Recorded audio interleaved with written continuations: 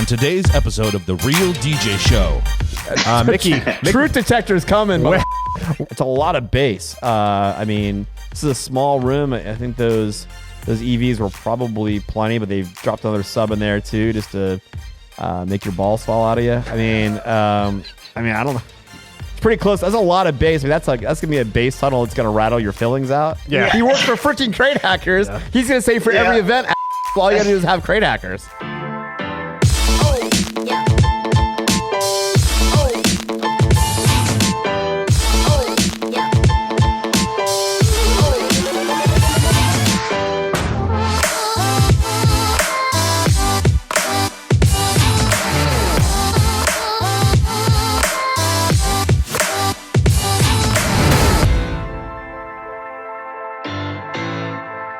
What's up, everybody? Real DJ Show. Rich, John, Mickey, hey, what's up? Dre, and someone who's on the West Coast and is having a better weather day. We've got a real Rochester, New York. We got a really good guest with us. We do. Introduce in 1 second. I'm surprised he's still on from the outtake I just had. We've got to produce the outtakes into a reel because you guys are missing out what the hell happens when we're not recording that. But hey, we have Mike Villa with us. And Mike, we're huge fans of Mike's. We saw him actually perform for the first time out at MEX in Vegas. But Mike, you have 14 jobs. As I'm reading your bio here. I mean, I knew most of these. CEO of the Social Vibe, content creator for Crate Hackers, the head coach at Master the Levels. Dude, do you ever sleep? Obviously, you have children. You're in a nursery today. How do you ever rest? Oh, man. Thanks so much for having me on, y'all. Definitely a big fan of your show.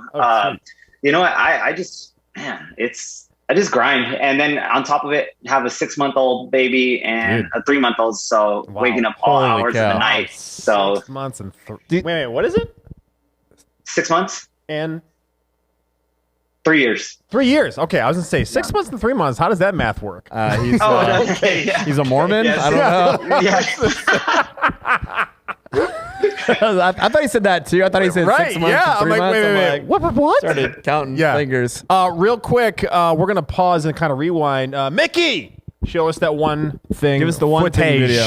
Let's go. I wake up, flex, I'm down now. Check, no drip, this wet. Tell him run it up.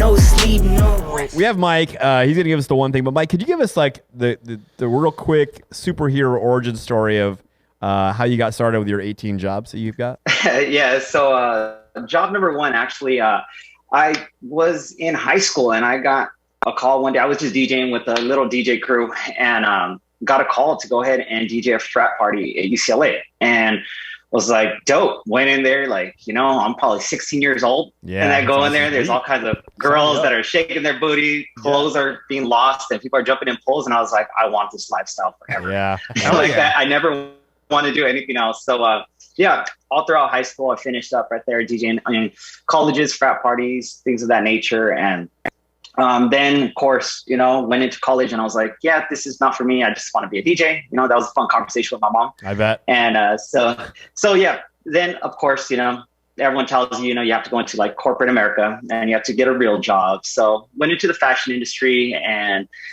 just, my heart never left it.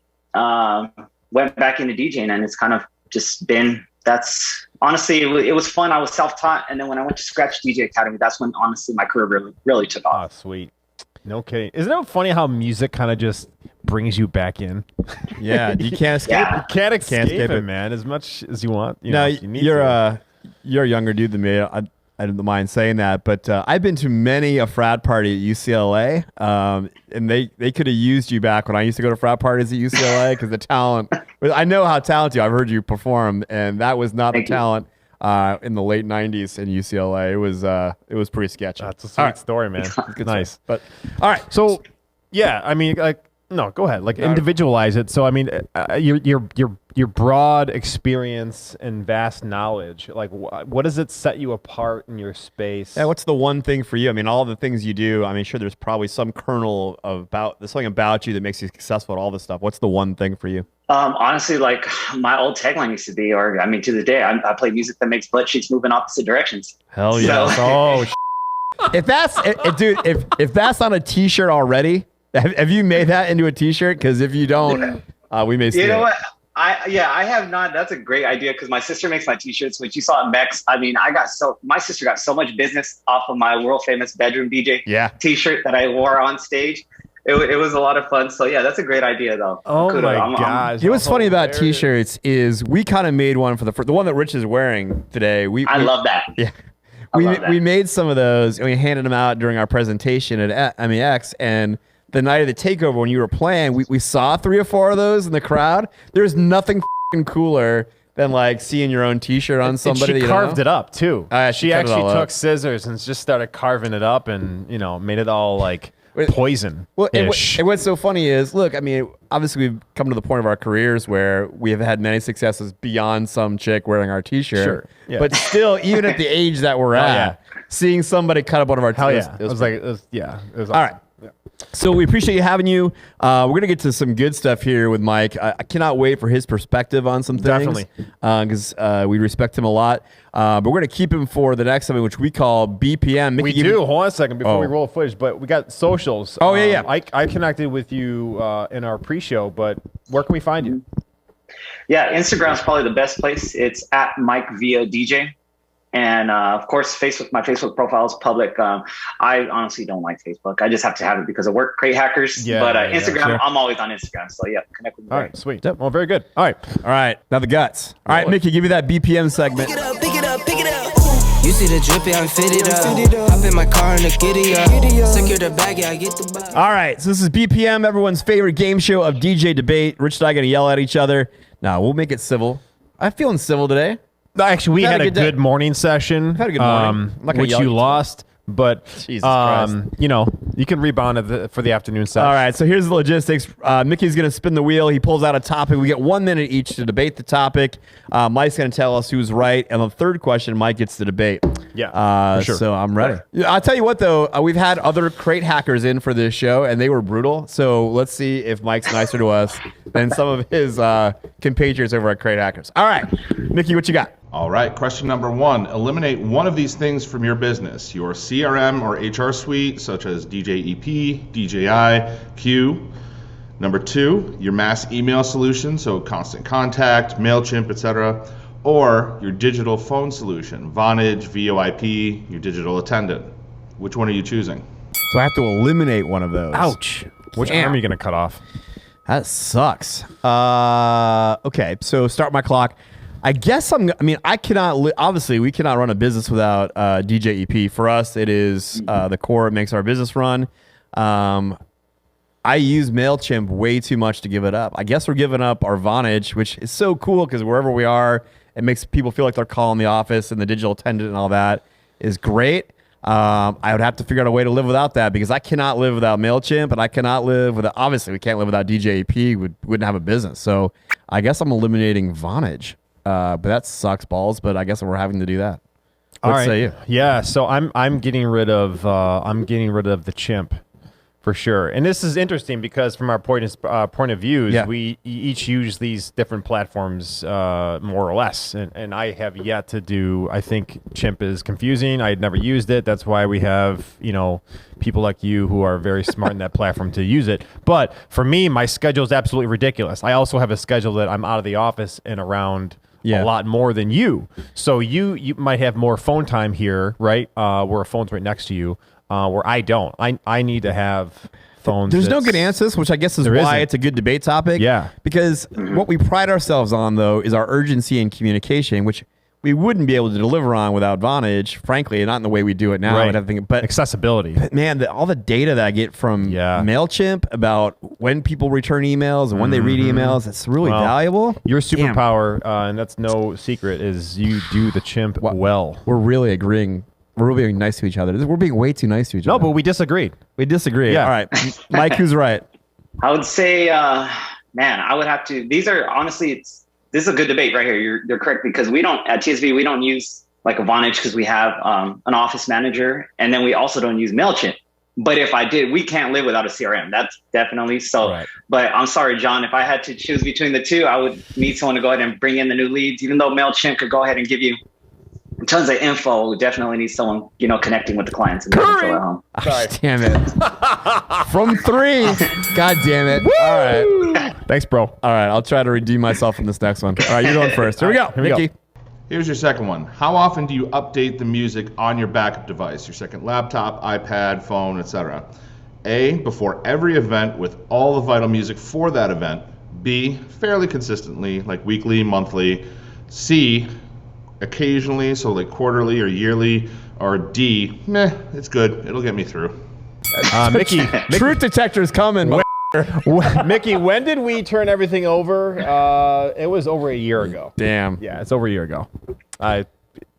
Lay all the hate. I will accept that. Guilty. I'm way behind on that. Well, I think we're both going to answer this in a really way and say it's probably been over a year since I updated the music on my backup laptop. Okay, let's tweak it. How should you? I mean, we're supposed to be experts, right? You know. Yeah. So. I mean, the answer is you should do before every event. I suppose that you should be loading your backup device or at least have a thumb drive ready of the vital music for that particular event. I think for me, though, my backup computer and the technology I have on me, where I can use my phone as a hotspot or whatever, I could probably, without too much panic, get my backup computer up to par pretty quick with like the most vital things. I mean, if I had to break up my backup laptop and DJ a party right now, I think it would sound pretty credible. I mean, it's only been about a year. I mean, I think it's and I could download real quick from my hotspot. Sure. The most vital shit. So you probably should be doing it for every event, but I don't know. It seems like a lot of work. It does seem like a lot of work. Mike, what do you think? He's probably better than us. He's Crate Hacker. For God's sakes. Yeah. He works for freaking Crate Hackers. Yeah. He's going to say for every event, all you got to do is have Crate Hackers. It's like before you put the baby to sleep and after you put the baby to sleep. No, so I would definitely say the correct answer on this one is it would just be side with John. Well, is it so? This is how often do you do it, or how often should you? I think it should be which I guess look, if you had a cool tool like Crate Hackers, not to pimp anybody's product here, it'd make it a hell of a lot easier because they pull it right out of your DJ EP, right? Yeah. So I would just then I guess on this one, John, you're the one that said right. Pretty much every event. Yeah, that's what I said. Yeah. So I would say it's bullshit. We wanted to have a discussion with Crate Hackers ever since we were sitting in on the presentation. We still do. Yeah, I tell you what. I don't mean to turn this into a commercial. No, but I think we knew what Crate Hackers was on certain levels. But after seeing Aaron's presentation, really at MEX, like, okay, wait, that's doing seriously way cooler than I thought it was doing. Seriously, So. Well, here's another thing. Here's another thing, and we have, a lot of experience here. So while your computer is rebooting or whatever, are you throwing out your phone or your iPad or whatever and connecting to maybe your SoundCloud or your podcast or something like that and throwing that on in between? Or like what say you? Does that break DJ rules or what's going on? My backup is a full MacBook now. So my backup device is got a full blown version of my DJ software in my library as of 1 year ago. So the way we actually do it in Crate Hackers, that's one of our solutions to having a catastrophic failure. Drunk, wedding party member, somebody spills something on your turntables. On Crate Hackers we have all our crates are streamable. So whether it be Tidal, Spotify is the most I would say most universal. People have it on their phone or their iPad.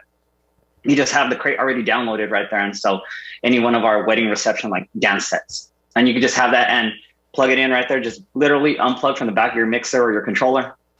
Put a DI box in right to your phone.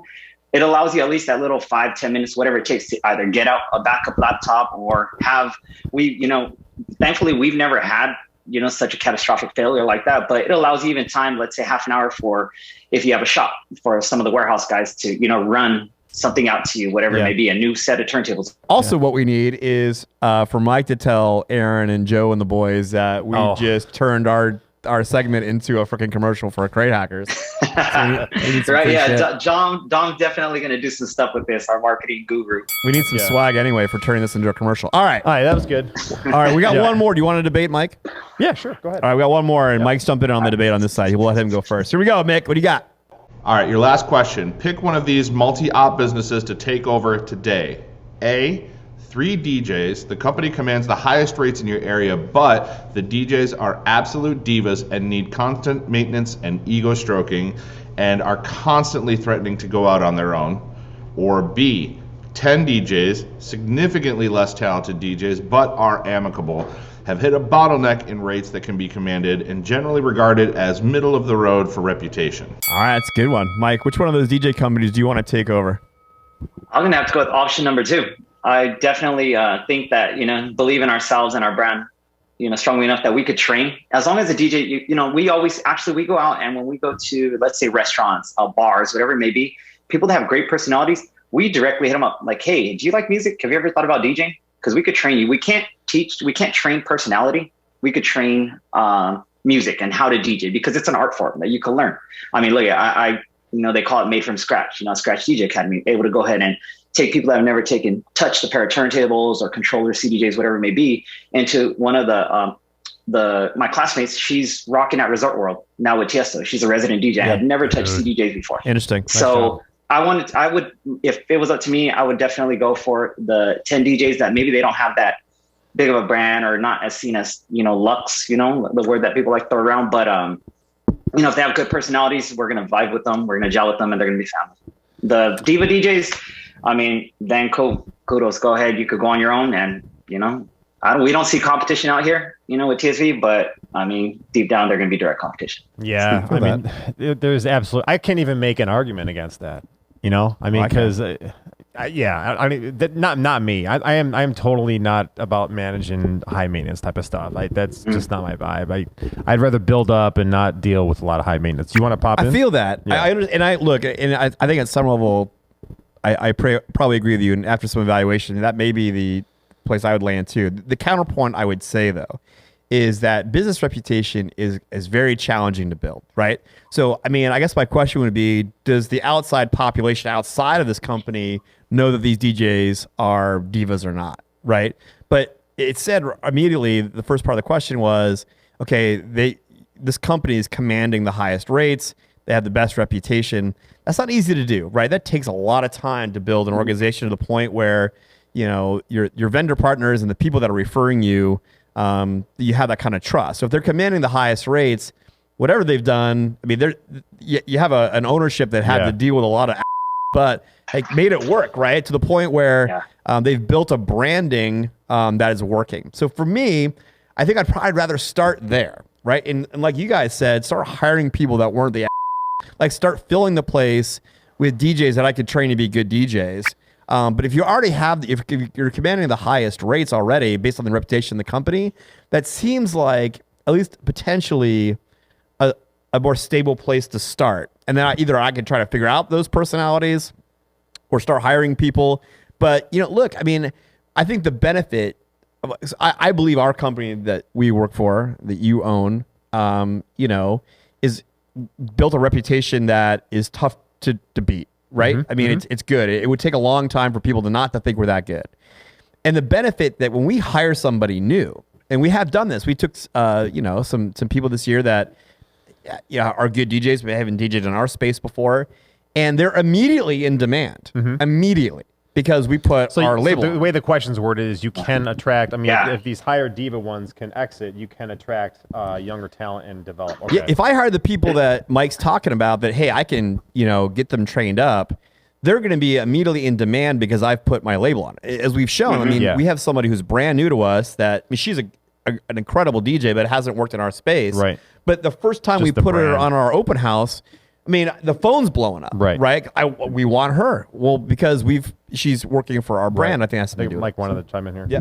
Oh yeah, no, just had a quick question actually. So on that question, would they when we acquire those companies, would they be coming to our brand or would we be going to theirs? I guess that is because John, you bring up a good point because maybe then that sways the answer if we're I think there's no rules on this. You can do whatever you want. I made it up my way to make my argument sound better. Yeah.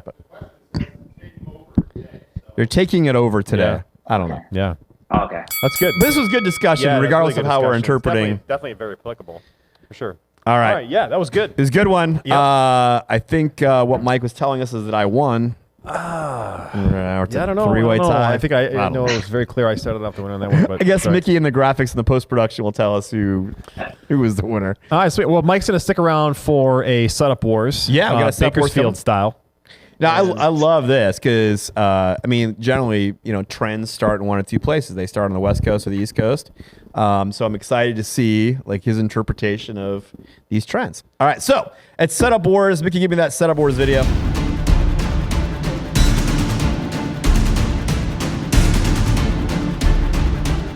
All right, y'all. So it's Setup Wars. Some brave souls have sent us pictures of their setups, or we ripped them off of baddjsetups.com or whatever the hell. Either way. And we're going to evaluate them. We got Mike with us to help us evaluate some of these setups.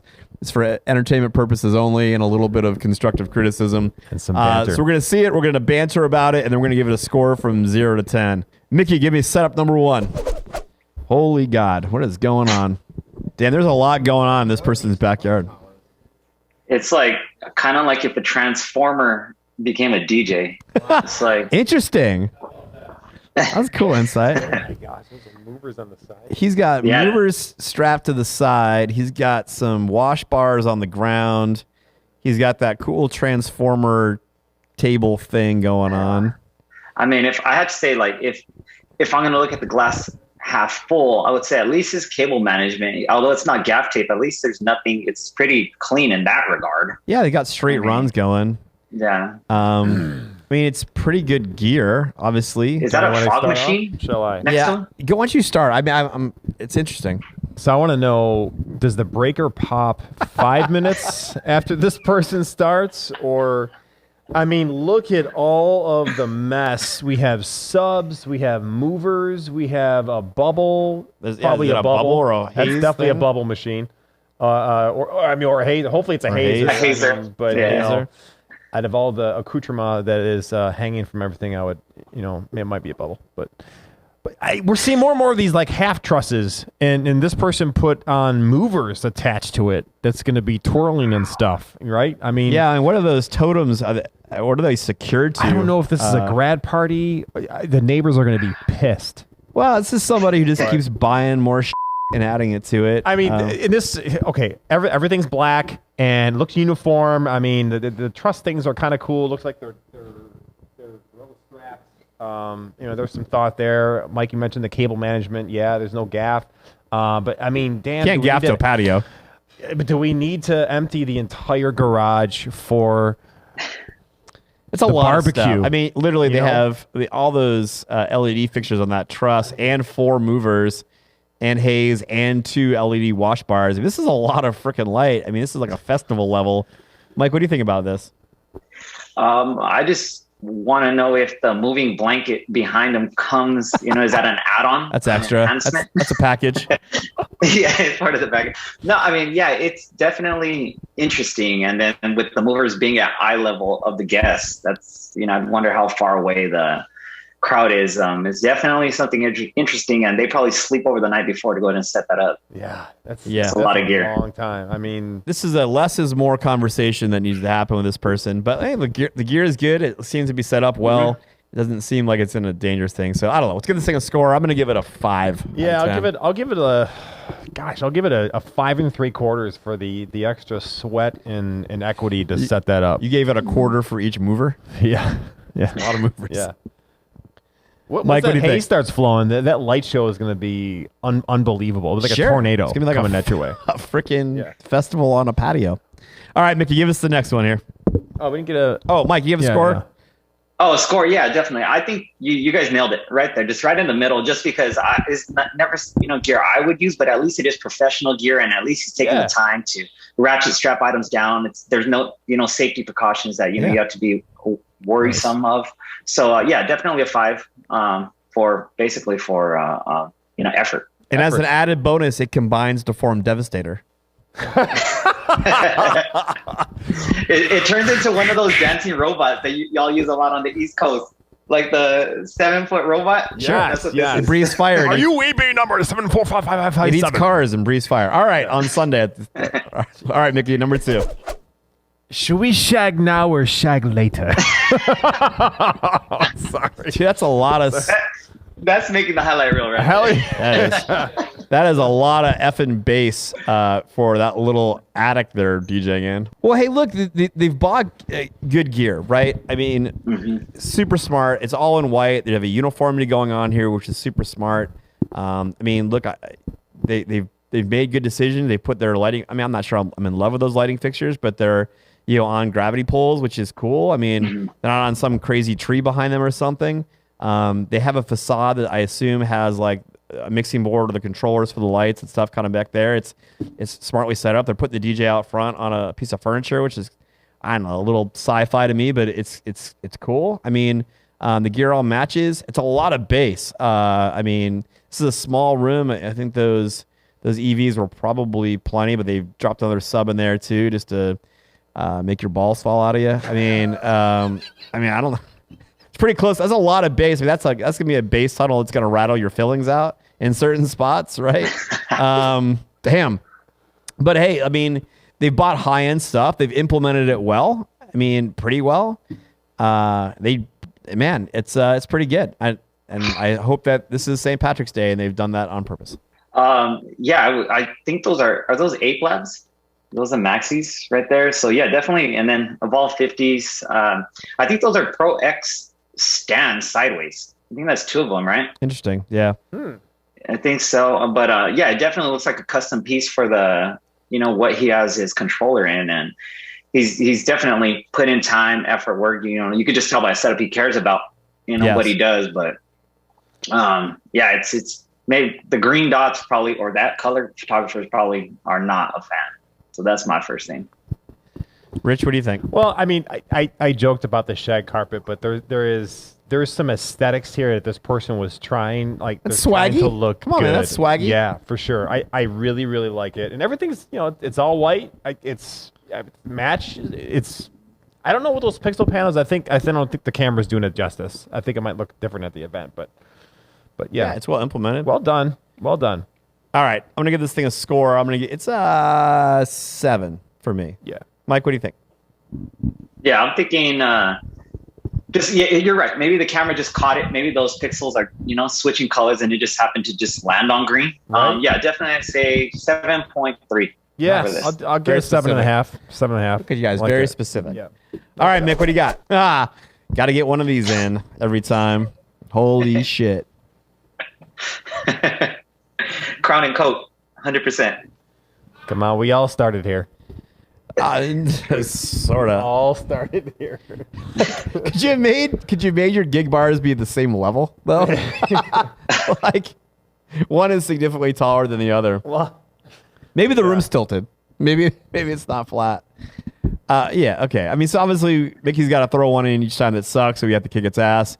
I mean, they don't even have the back panel on their rack there to cover the cables. They got cables everywhere. Like, put the back panel back on. The thing has got a hole for your cables, guaranteed. This still happens. That's the scary part. Wait, where are the speakers? Are those speakers on the ground? Yeah, those are the speakers. It's just all subs? No, or are those 15? I think those are They're tops. 15s, They're right? just tops on the ground. Yeah. Isn't that a song? Wow. Tops on the ground? I don't. You're gonna hear a lot of those dome tweeters. They're gonna sound like that's all you're gonna hear. Yeah. Yeah. Okay. It's awful. I don't. Do we say anything? No, I mean the awful? scary thing is like people like they still do this. I mean, I just when do you start pushing the bar to kind of better yourselves, or how do you think that this is acceptable, or this is where the rest of your market is doing? Well, here's the thing: is that it doesn't cost money to set it up well. I mean, you could take literally that same gear, and with maybe a small investment in, I don't know, speaker stands, or take those freaking gig bars off those poles and put the speakers on something to elevate those, do a little something more to hide your cables. I mean, it doesn't cost money to, I don't want to say like you have to spend money for it to be a good setup. But you don't. But I mean, like more Mike, effort. you said you don't have competition really like where you are, but do you have people in their area that still do stuff like this? Oh, I mean, yeah, I would say this is more of like, you would say like lower end quinceañera type of stuff. Okay, With that statement with we don't have competitions, and it meant like, I mean, Bakersfield's a massive city, but there's a ton of DJs, but I meant like we don't see competition. Like we try to go ahead, we sub rent to everyone, so get along with everyone, and the only competition is ourselves. Like we have to constantly strive to be better. Right. But yeah, this is definitely yeah. I like your point there that no matter any of these setups, you can make them look well. With a little gaff or gravity stand. Take time. Stands. Google a DJ. Are those CDs? Those what? Are those CDs on the side of the rack? Oh, is it really? Oh gosh, please. I think it is. I think that it's a CD player. Really? Okay. Are those little mini movers on top of the speakers too? Yes. If those are CDs, I'm not even score the thing. Yeah. All right, so it's I don't know, whatever you want to call it. It's a 2. Yeah. 1, it's a 1. Poop. It's worse. It's poop. Yeah. Poop emoji. I would say 2. All right, Mickey, you got one more? Oh God. Okay. Wow. It's like, is it 80s night? I like what is that? I think it looks a lot better in person. Yeah, I would say the filter from the camera, because those look like they're Asteras with the gray caps. Asteras, it looks like they're Maxis. It's dope gear. I mean, it's interesting. Yeah, it's one of those times. Well, first of all, the carpet of that event center is probably like a Hyatt or freaking ridiculous. Yeah. Mike, you want to start off? Mike, you want to kick us off? Mike, want to start? Oh yeah, definitely. Sorry about that. You're good.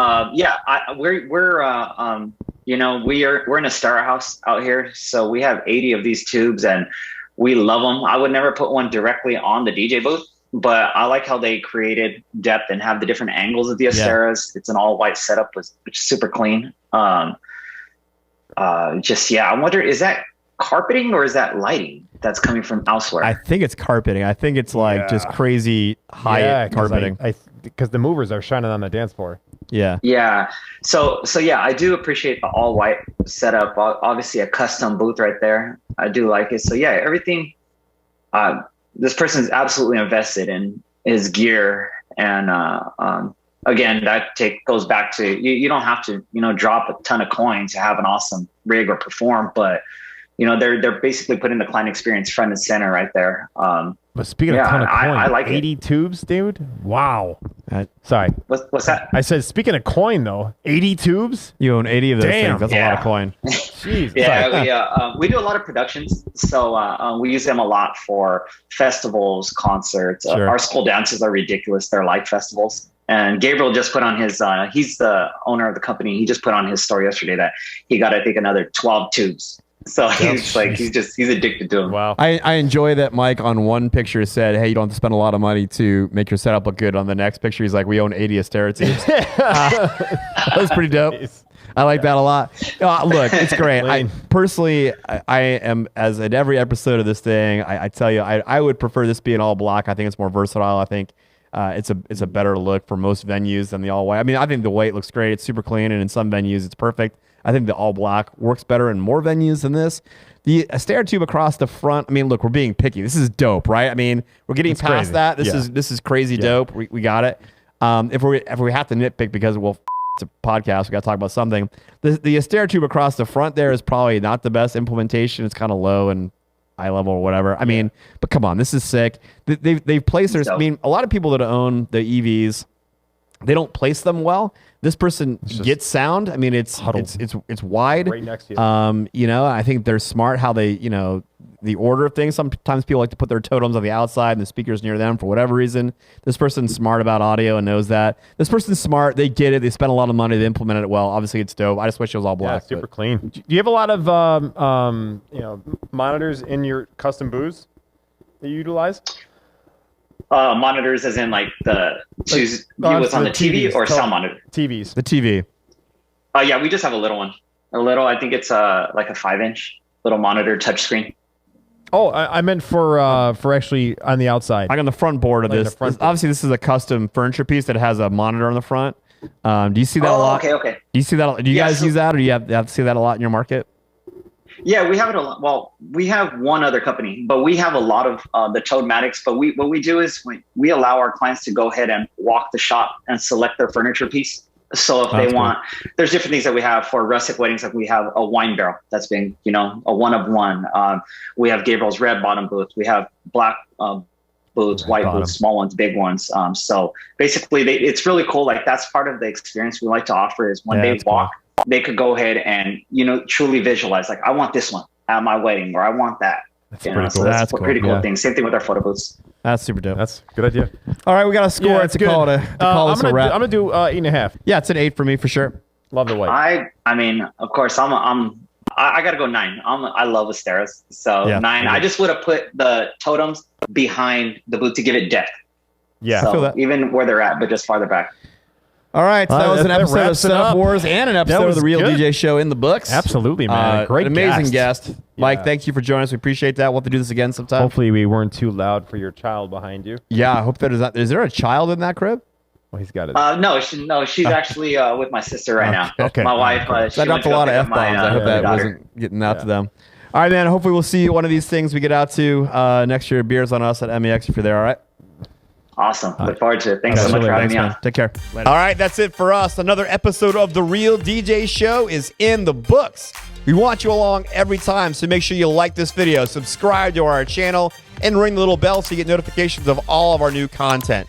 We know you're DJs and have a lot to say, so jump in the comment section to join the debate. If you have content suggestions or you want your DJ company featured on The One Thing, email us at therealdjshow@rochesterdj.com. Lastly, if you're sick enough that you want to take the audio of this with you wherever you go, you can find the audio everywhere quality podcasts are found. All right, that's it for us. Show's over, bitches.